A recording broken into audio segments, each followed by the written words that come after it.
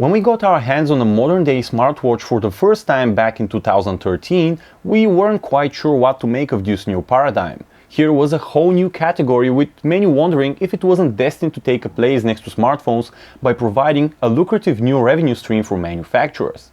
It took no time at all, however, for us to realize that that simply weren't the case. Smartwatches weren't going to be as big a deal as smartphones were and still are. Instead, their function would be auxiliary at best. For the time being, this is a more than fair assessment, as some would, for example, go as far as say that they're downright useless.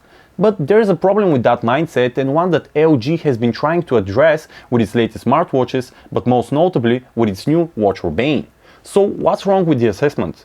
Basically, all the hype raised expectations way beyond what is practically achievable on a gadget that actually had to conform to your wrist. Indeed, now more than ever, the way forward seems to be for manufacturers to go after a blend of useful feature and more classic and less intimidating design choices.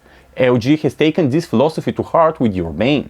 This is Chris with PhoneArena. Let's see how well that worked out. There's no single form factor to rule them all when it comes to watches, smart or otherwise. It's a matter of taste. But be that as it may, we have no qualms about calling the Urbane one of the most dashing smartwatches currently on the market, and that includes the Apple Watch. LG's latest wearable comes in silver and gold as pertains to the stainless steel body of the watch, but in almost every other way, the Urbane actually reminds us of its predecessor, the Watch R. There are some important differences, however. For example, the pronounced defensive bezel of the R is much more subdued on the Urbane, and while that means that the display is less protected from bumps and scratches, we do appreciate the look of it more. Also similar is the crown dial on the right of the newer smartwatch, though it's slightly smaller, all the while protruding more. At the back, we see that LG has found a way to remove from view the four unsightly screws holding the gadget together. LG has done some splendid work in other important areas as well, like straps. Not only are we treated to a genuine stitched leather strap this time around, but you can switch for another, at least so long as it's 22mm in width.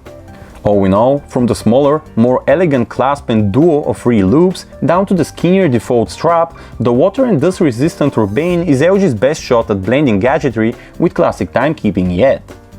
For the Urbane, LG is sticking with a display of proven quality. A round 1.3-inch POLED panel with 320 by 320 pixels, or the same unit seen with the Watch R. From what we've seen so far, the two render mostly identical images in terms of brightness and color reproduction, though the Urbane does look a little warmer. Generally, however, there are no visible improvements to speak of.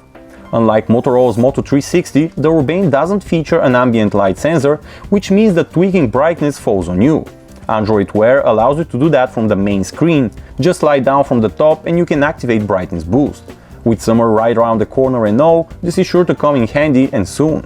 Lastly, as fellow smartwatch owners would expect, LG's gadget screen is set to always on, so you can take a peek at the time and any new notifications without having to manually wake up the device. The Watch Urbane comes out of the box with the latest Android Wear update on board, which puts it in a very advantageous position compared to older smartwatches. Indeed, even our still fresh resident LG Watch R is still stuck with the older, more basic Android Wear version and is therefore no match functionality-wise. One of the many new additions is the ability to only receive priority notifications or none at all. Another handy feature allows you to tweak font size. Google has also finally realized that endless vertical lists of actions and apps just aren't cutting it anymore, so the main menu is now split in 3 horizontal tabs that you slide through easily. The first one contains your apps, so you no longer have to hunt for them, while the second tab has your contacts. The last tab is dedicated to Google Now and the various actions it can perform. We're also happy to say that we've noticed a healthy growth in the number of dedicated apps and apps that have some kind of Android Wear support baked in. This is especially noticeable with watch faces. The selection has actually grown tremendously in the past 6 months, though we'd obviously prefer that more of them were free of charge. We'd also appreciate a revamp of the stock Android watch faces, as most of them are just poorly designed and particularly unsuitable for smartwatches that try to look like normal timepieces.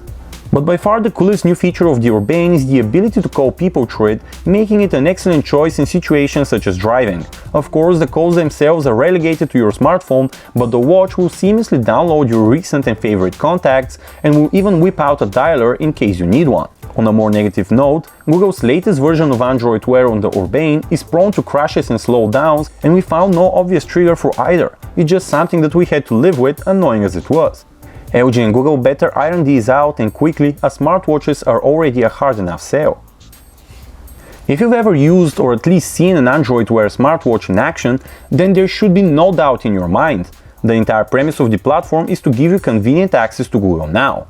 Google Now can actually do a ton of stuff. It can turn speech to text and send it off as a message or keep it as a note. It can set alarms, tell you the time and weather, initiate navigation, and even pull out all kinds of information from the web in a succinct, easy to digest format. Until the Watch Urbane, however, all these queries had a pretty inefficient way of reaching the brain, which is your smartphone, and serving it all the way back to your smartwatch. Basically, you would call upon Google Now, ask this or that, wait for your speech to be recognized after a trip to your phone, and then wait for the answer to populate the tiny screen via Bluetooth, but only after your phone had used its own internet connection to ask Google's servers. With Urbane, we finally have something far more robust.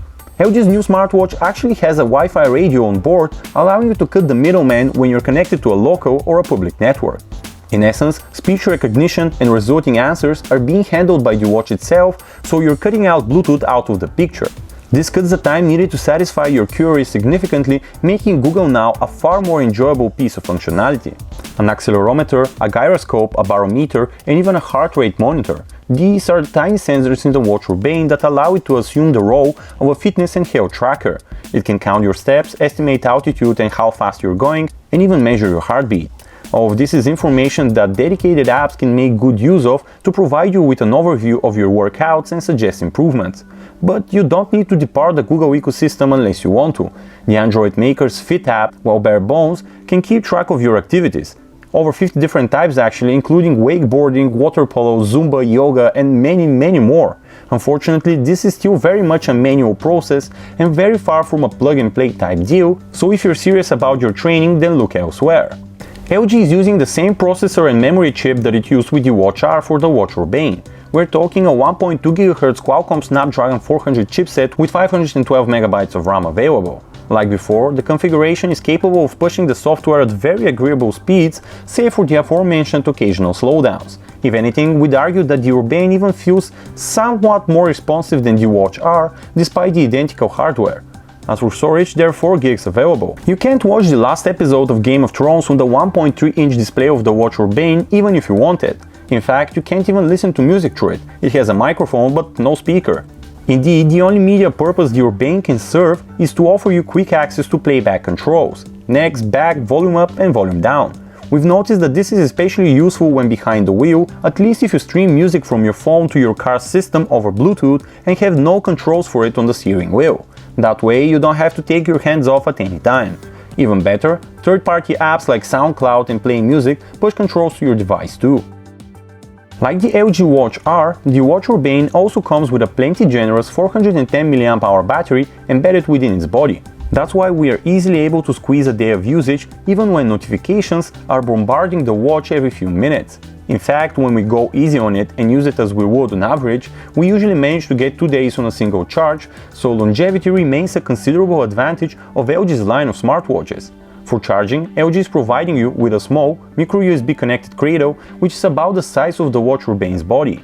Contact is established through 5 magnetic pins that easily find their way to their counterpart in the cradle. Typically, you will need about an hour to charge from 0 to full.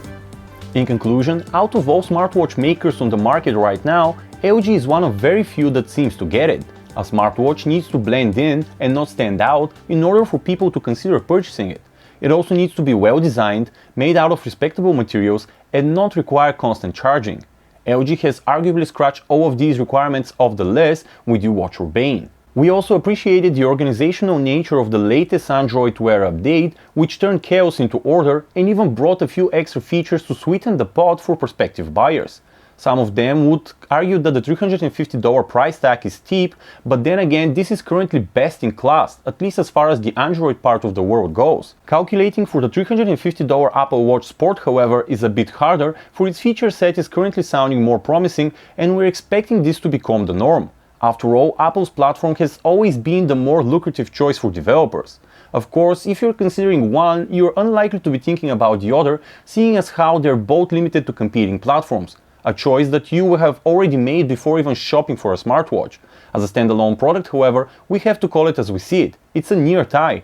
The Urbane is arguably the more attractive male choice, and it offers significantly better battery life, while the Watch Sport appeals to a broader demographic and will likely continue to prove more useful in your everyday wanderings. Once again, this was Chris with PhoneArena. Thank you guys for watching.